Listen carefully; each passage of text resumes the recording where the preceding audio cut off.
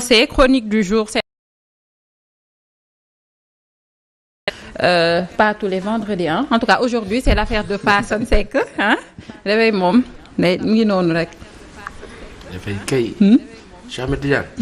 dafay kay noonu rek waaw. suñu léeg-léeg Cheikh Niass wala Moustapha Niass xool numéro yooyu nit ñi. ci lu may doyee man moom su ma la wooyee xam nga li ma lay doyee réveil suba ah loolu laa lay ñu ko wax. alors Assane ñu dugg ci waxtaan bi.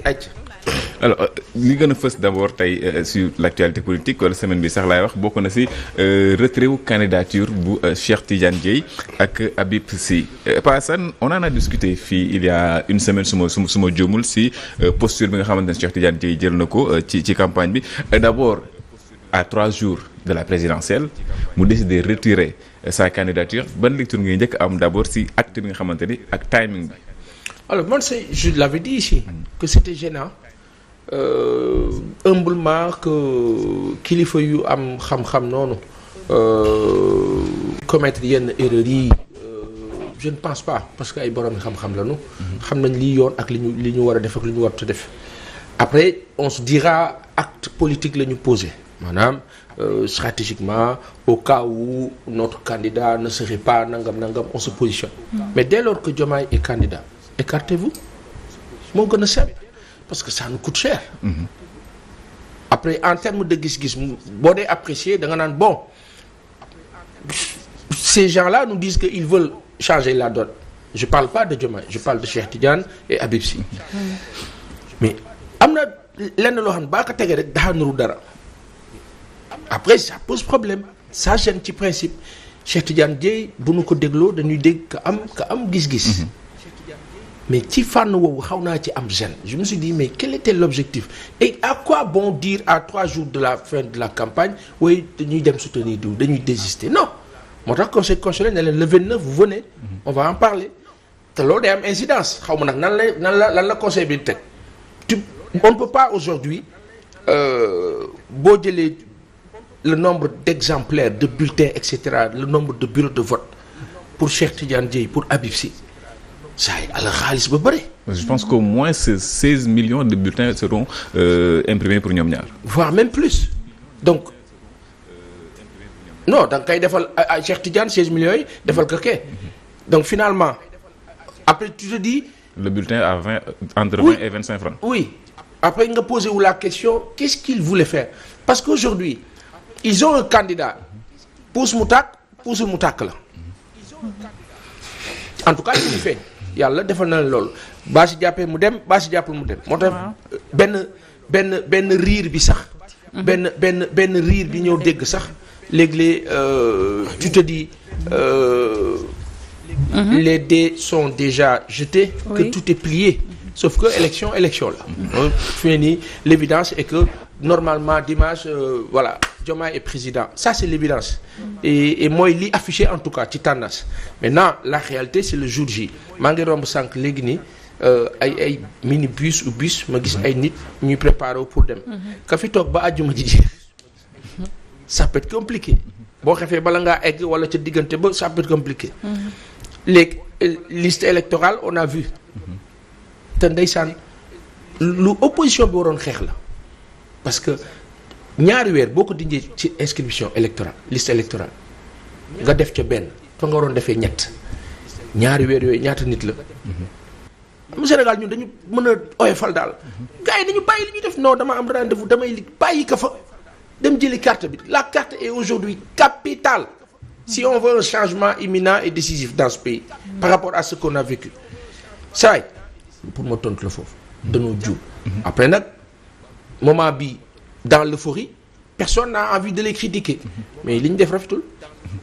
damay rester un peu sur le cas Cheikh Tidiane Dièye il est encore jeune il a de l'avenir politique sur le plan stature carrure charisme xam-xam wax nga ko sànq am na ko mënoon na prétendre poste présidence bu dul bi di beneen élection mais lii est-ce que du entaché li des ci carrière am xam nga affaire politique li ci xaw a graaw comme yëfu jinne tantôt tu es en mauvaise posture tantôt tu te réveilles donne bi changé circonstanciel la tey day demee nii suba mu demee na le tey nga am raison ñu ne amoo raison wala nga ñàkk am raison ñu ne yaa am raison donc au gré du vent à un moment donné on se rend compte que mais pourtant gars yi jekk nañ ko fi lu nekk de mais waa ji il est revenu ça dépend c'est relatif je pense qu'il n'a encore rien perdu par contre des gens pointus peuvent se poser des questions et douter de sa bonne foi à un moment donné malheureusement. Ouais, est-ce que du loolu est-ce que du moo ne par exemple autant il a toutes les chances du monde pour suba inchallah il va falloir qu'il nous le prouve encore davantage mais autant quelqu'un peut se poser la question ne kii daal ba mu defee acte boobu mooy la. c'est comme en 2011 quand bi ñuy xataraayu fii place de la nation des gens nous disaient yéen bu leen sonal seen bopp gis ngeen Macky Sall mi du 2002 dafa voté par force sans carte d'identité ngeen ne da ngeen koy fal leen ko xool. mais est-ce que c'est surprenant aussi comme li nga wax tout à l'heure que leur candidature dafa ñëw rek juste parce que dañu nekkoon ci ay stratégie politique doon xool bu candidature bu Diomaye Faye jàllul au moins Pastef wala la coalition am benn candidat boo xamante ni dinañ leen représenter on a vu aussi seen temps d'antenne à la RTS si tu n'es pas candidat mënoo am temps d'antenne te ñoom dañ doon battre campagne pour Diomaye parce que ñoom nekkuñ fa woon sax doon waxal seen bopp mais Diomaye lañ doon waxal en quelque sorte. Cheikh Tidiane Dièye aussi gis nañ ko muy dugg ci région yi fin fond des localités di battre campagne est-ce que du xëy na amoon posture candidat pour am yenn privilèges yi pour mën a battre campagne pour Diomaye li ñuy poser un peu problème xëy mooy li ngeen wax tout de suite mooy pourquoi attendre jusqu'à aujourd'hui nga xamante ni defar nañ bulletin yeeg yooyu mais conseil constitutionnel aussi le 29 bi mu jotee man j'ai pas compris en fait parce que c'est après la présidentielle. L'un dans l'autre il va falloir peut-être attendre ñoom ñoo ko décider noonu mais je dis une chose bu simple li nga wax noonu c'est intéressant mais soxna si l'objectif c'était la candidature de Ousmane Sonko. nguur bi jaxase carte gi injustement de façon arbitraire hélas mais yàlla ci ay mbiram def Diomaye candidat. Habib Sy ak Cheikh Tidiane Dièye ils avaient parlé en amont. Dès lors que Diomaye est candidat that's it point. Mais nous faire dépenser de l'argent bu jóge ci ñun comme ça bulletin yooyu nu ñu kaa def. à 3 jours nga ne da ngay di au lieu de dire kay demal ca élection ba rek sauf que. Peut-être stratégiquement, les gens peuvent se dire, écoutez, si j'y vais, si des gens votent pour moi, peut-être ça peut être des voix en moins pour Diomaye. Kon xaaral ma. Est-ce que finalement du loolu moo leen nar a dal parce que malgré tout li conseil constitutionnel wax buñ ci sukkandikoo dimanche boo duggee ci bureau bi di nga fekk seen bulletin de vote. C'est clair. C'est bon après nag je pense que fi mu nekk nii moi je dis dañu toll ci fu xaw a complexe. élection bi dafa jekk ci évident que élection bi nii lay demee mais dafa compliqué neexut a dégg nag léegi-léegi nga wax ko nit mere la woo la téléphone parce que Sénégal on refuse l'avis de l'autre quand ça ne nous intéresse pas alors que un avis reste un avis c'est un constat d'appréciation il va falloir être lucide xool li noo wax gis nga ki la bëgg noo def mu ne la saway sa simis bi li si takk ni doo ko dindi. ki la bëggul xam nu muy def. day toog di la xool rek di xool tâche bi. di wax ak yow di xool tâche bi. di kontaan. waaw ci biir xolam mu naan ba kooku man rek. moo tax nit ñi bu ñuy wax da leen di war di déglu. il s'est passé tellement de choses qui pouvaient être évitées. mais ñu ngi dem ci benn fànn lii ma ñu ko nangu dafa waroon nekk candidat loolu moo doon mbir mi après on me dira bon yàlla moo tuddoon ne du nekk candidat ça c'est le domaine dogmatique. non le président l'a décidé. Non, je vous dis. Comme moo créé situation. Non, c'est ce que je suis en train de dire. Il y a l'aspect dogmatique qui dira oui yàlla loolu la dogal maintenant dans le fond il y a le président Macky Sall qui a eu à fonctionner d'une certaine façon. boo xam ni nous tous on l'a dénoncé. n'empêche ci certaines mesures ci yenn fànn ba seqee koo xam ne dafa xaw a doy waar fem du doy on est allé trop en besogne ci benn sens. mu jur ñu agsi fii alors que c'était évitable aujourd'hui on en est là te fi ñu nekk dafa xaw doy waar sëñ bi dafa doy waar de. lu tax na nit ñi jëli seen carte électeur yi na parti politique yi wax ak seen mandataires yi maa ngi koy wax démb ba tey mandataire bu toog yorul 100 francs ñu ne ko jour élection yi tu auras 20 000 francs mais ñun dinañ organiser wu ba jox la benn 100 000 pour que nga nekk à l'aise 14 heures jot weeru koor bi tàngaay bi mu nekk ginnaaw Goudiri carte gi Lambert saa yi ñu wokk ci ruq jox ko 500 000 ba 700 000 ba 1 million bu ko yàlla dimbaliwul mu des ak ngoram sóor ne 5 ans la nar a souffrir boo xefee mu pàtt on avait vu Djibril Ngom na gàddu parrainage jàmbur yàqale ko réer may jëli ji enveloppe ana Djibril sax moom fu mu féete fi mu ne nii jamono bi kenn xamul fu mu ne donc dootul politique kooku mais am na koo xam danaan ma yoon saray kori gaa ngi ñëw yoruma dara sama kër gaa ngi ne tëdd sama doom yaa nga tëdd sa nañu bàyyi xel mandataire yi laa la wax nañuy wut xool ñi gën a ës ci seen biir ñi gën a dëgër bopp ñi nga xam ni dañu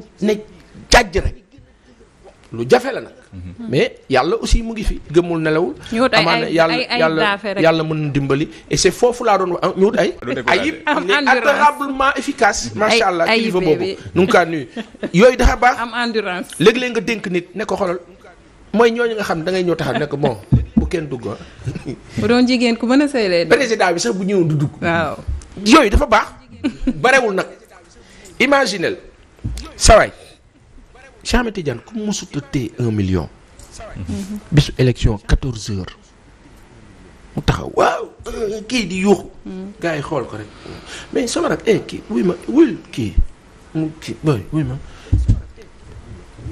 koril ngi ci weeru koor sa suukaru koor la bu ko yàlla dimbaliwul torop xanaa mu muus encaissé na ba pare fas kanamam jaay ko ji koy peegar ak bandi dëgër fit rek bu coow li na rëjib mu ne ko yow danga maa mës a siq ak man leen boo ma ko waxatee rek ma kii génn ji koy kii amaana mais daf ci am ay zone yoo xam ni sëñ bi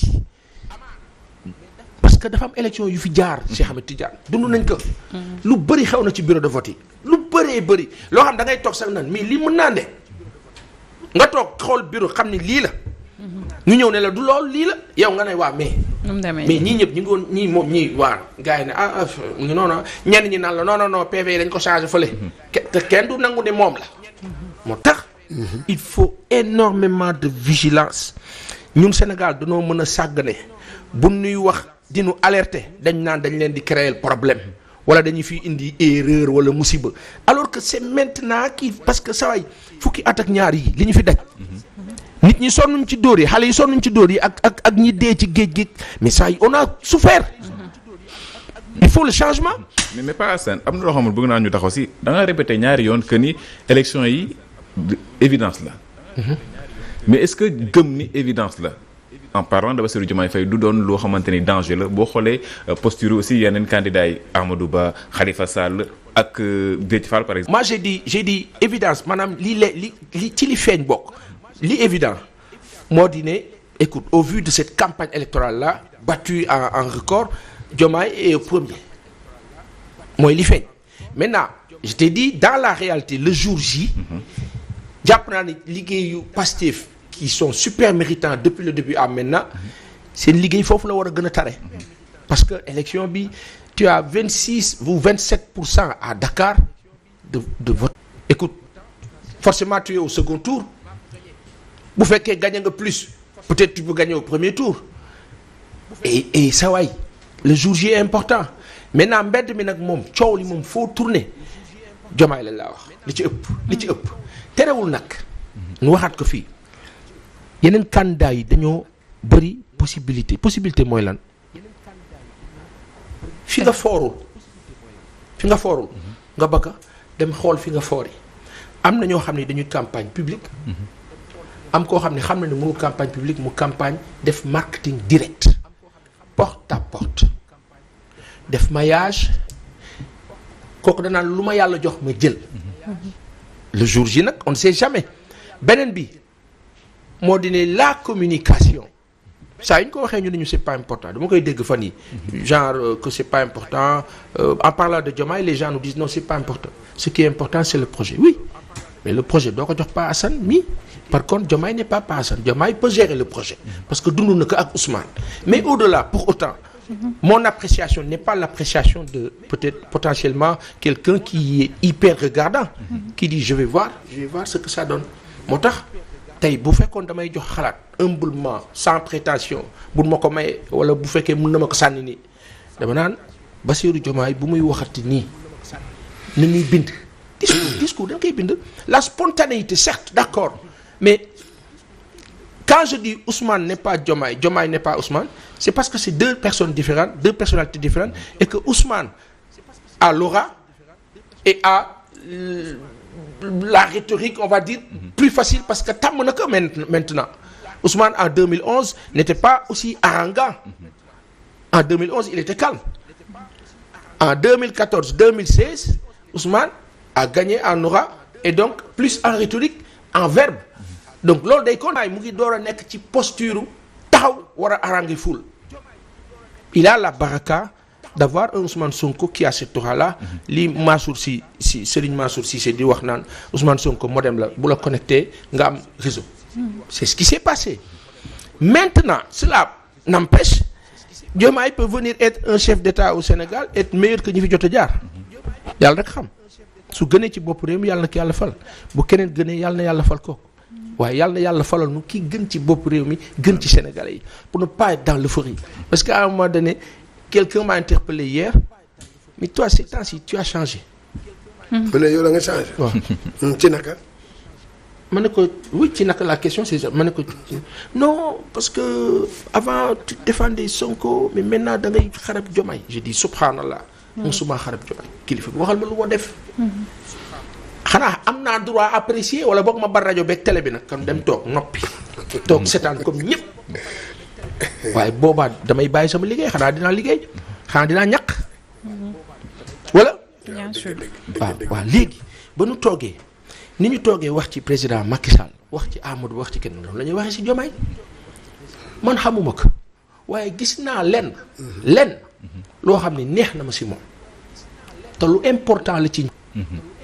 loolu dëgg la créé wu ma ko c'est la vérité maintenant quand tu dis non il y a des gens qui me disent oui le projet il est là on le sait on le comprend il y a du contenu maintenant moi j'ai besoin d'avoir ce contenu là étalé certainement yónnee nañ ma ko je l'ai dans mon truc les masses ont besoin qu'on leur dise sauf que les masses ont tellement souffert et ont souffert en même temps que Ousmane Sonko biñ kaa sonal cette souffrance là a fait que ñu nekk ay partisans d'office they don't care about lu ca nekkul ak luñ ca wax lu ci ko kaa porté ka loolu mooy masse bi n'empêche moi je me décale et je dis je regarde j'observe et je donne mon assertion dans ce sens moo tax sans prétention baax na nuy bàyyi xel te ñi ko war a gën a def mooy ñi gën a sës Diomaye pour ne pas commettre l'erreur du président Macky Sall. Macky Sall le président bi muy door a falu on écrivait bu ñu bindee gars yi non mais gars yi arrêtez kii il vient d'être élu arrêtez leen. loolu lay wax bi. il vient d'être élu boobu ñu dawal ba 2016 4 ans. ñu naan non bàyyi leen ko 4 ans fan la ñu teer moo tax baax na ñuy teel a wax. gars yi te li ñuy teel a wax ndimbal la. billahi ça permet aujourd'hui à un Diomaye Faye de comprendre que man en fait je ne suis pas encore Sonko. parce que Sonko a construit quelque chose donc à moi. Diomaye Faye, probablement président de la République du Sénégal, de bâtir Bassirou, le président. Il faut que man, Diomaye, m'a qu'à construire. C'est pas Sonko qui va le construire. Sonko a construit le projet. Moi, avec ses équipes, avec man, y compris. Moi, devant aujourd'hui prendre la place de Ousmane parce que amna ko xeex injustement, il va falloir que moi, je sois moi-même et que je propose quelque chose justement pour... autre chose, d'ailleurs si élection présidentielle la ba léegi mais c'est beneen parti le parti démocratique sénégalais. Oui. Posture bi nga xamante ni moom la ñu am jamono ji nii oui nii non choisir guñ camp alors que am nañ 19 candidats yoo xam ñu ngi fi. leur candidat Karim Wade génn sur Twitter proposer wala boog daal di prédire un deuxième tour boo xamante ne pour moom mënut a ñàkk troisièmement ñenn si ay fédération yu bokk si PDS ñu ngi commencé rocceeku ñenn ñi di dem ci le candidat au pouvoir mais le PDS en tant que du Parti démocratique sénégalais posture bi silence bi est-ce que du gën a desservir parti boobu.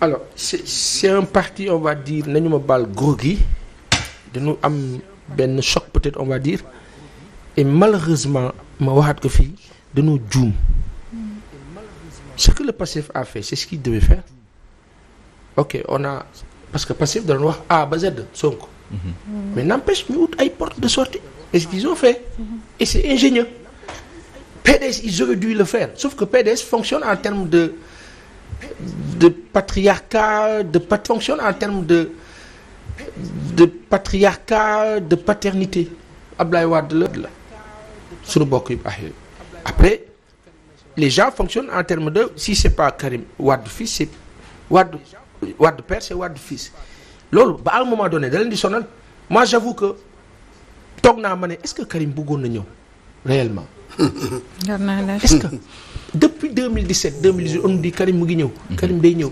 2018 ba 2024 day ñëw boobu dañu ko doon dégg way jot naa ko wax naa ko moom et cetera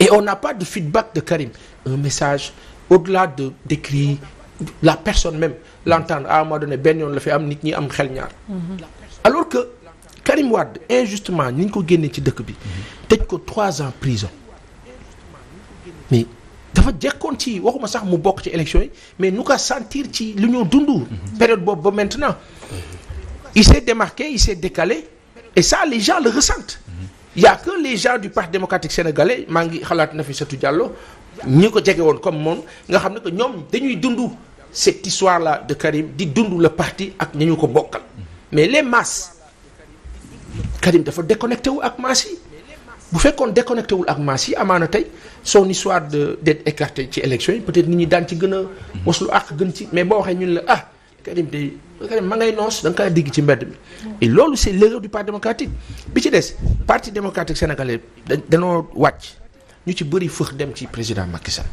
c'est du jamais vu ñu dawalaat tuuti le parti dem wàllu intercoalition dugg assemblée dañoo dugg assemblée pour man l'erreur encore commise c'est de s'être rapproché davantage du pouvoir et de ses députés loolu pour man erreur la politiquement les gens quand ils vous regardent ainsi dañuy ne écoute du sotti yaa ngi yàq liggéey bi nit ñi mere leen loolu aussi donc malheureusement ñu duggaat ci piège koo xam ni moo jàppoon seen leader tëj ko prison ngeen ñëwaat mel ni ku d'accord ak moom ànd ak moom voilà def des choses par exemple éliminer Aminata Touré de l'Assemblée prétextant que moom moo tëj lu Karim moo def alors que y a quelqu'un la tutelle qui est le président de la République semble-t-il vous êtes bien avec lui loolu amul maykul sens kii diriger tracé politique bi joxe ordre nommé ministre bi defal ma lii ak lii kooku kay ngeen war a mere merewu leen ko ngeen mere subalterne bi yooyu nag dafa dajaloo ci seen kaw jur fi ñu toll nii aujourd'hui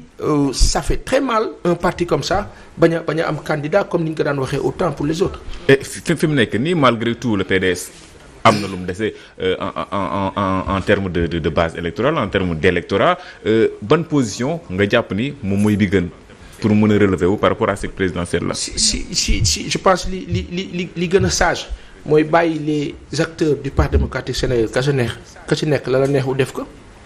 mooy li gën a sage donc c'est-à-dire nit ñi ku ci nekk def li ko neex au contraire ngeen préparé wu pour les législatives de 2026 comme un peu en 2019 avec Wade parce que Wade 2019 boycott la voté woon je manque à dégg ñu ngi kaa murmure est-ce que du arranger pouvoir bi sax loolu et puis ma ne est-ce que du arranger pouvoir bi boycott boobu noonu le moins de votants possible arrange le pouvoir et puis Bougane aussi ci même sillage boobu noonu on a vu posture am boobu ba tey àddoogul je pense que tey la joxe rendez-vous pour mais pourquoi forcément ñuy xaar nit ñi àddu ou bañ a àddu waaw mais su fekkee nekkoo candidat officiellement bu ma neexee toog ma kër bañ a wax t'es pas obligé bokk ci benn je veux dire c'est important c'est-à-dire il faut pas forcément qu'on cherche à dire à Assane way yow fan nga bokk kan nga àndal mën nga bañ a ànd ak kenn say man damay football dugal naa 3 buts match bi 10 minutes ci des luy sama yoon ci remplaçant wu coach su bële naan waa coach bi du dugal remplaçant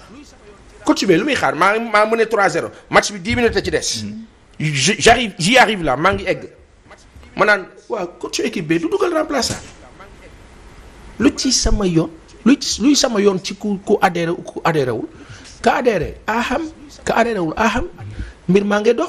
waaw lii élection la de mbooloo la. en plus non élection la mbooloo la de élection mbooloo. xam nga am na ñoo xam ne bëgg nañu Pa Assane. Pa Assane bu waxee dañ koy topp. xam nga am na. loolu lañ la bëgg ci terme élection la ñuy wax. waaw mais dama bëgg a expliquer benn affaire. c'est normal nga xool contre programme wala gis-gis. waaw parce que politique on parle de politique on parle de parti. tu fais partie d'un parti. donc léegi yow mbooloo moo nekk sa ginnaaw dañuy wax jongante boobu dëgg la boo koo ci. waaye yow mii di nga xool koo xam ne kii daal moo ma doy moom bu demee man mii.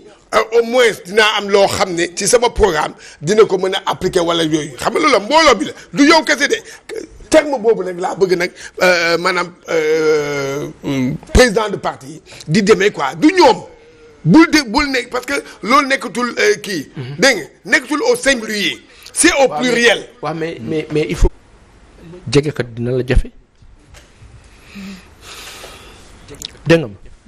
léegi-léeg nga am foo toll ak nit wala am foo jaar ak nit da ngay préférer maandu est-ce que loolu la on ne sait pas mais aujourd'hui pour man le débat ne doit pas être bon l'autre qu'est-ce qu'il attend pour rallier ou ne pas rallier qu'est-ce qu'il attend pour se proposer qu'est-ce qu'il va faire match la non je veux dire am na dama bëgg a expliquer ni tey jii nii fi dëkk bi toll ka bokk alhamdulilah xayrul ka bokkul aaxam non pas ça non pas mais fi may il veut dire qu'ils sont pas obligés.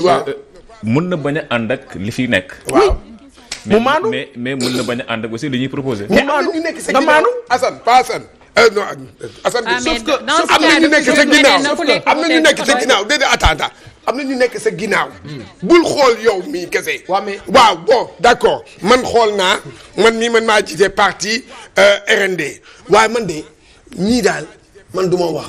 waaye bul xool yow. mais xoolal ñi topp sa ginnaaw ñi topp sa ginnaaw ñoom ñooy dugg ci bureau de vote bi c'est la seule. kon nag yow. ñi topp sa ginnaaw bu ci amee kuy voté ji. du Bougane moo ko naan demal voté wala bul voté moom mooy dem dugg voté boppam wala mu ne voté jiw ma. non consigne de xam nga. non consigne amatul Sénégal dama lay wax benn affaire kenn fi def consigne mu nit ñi topp ko mooy Ousmane Sonko bi.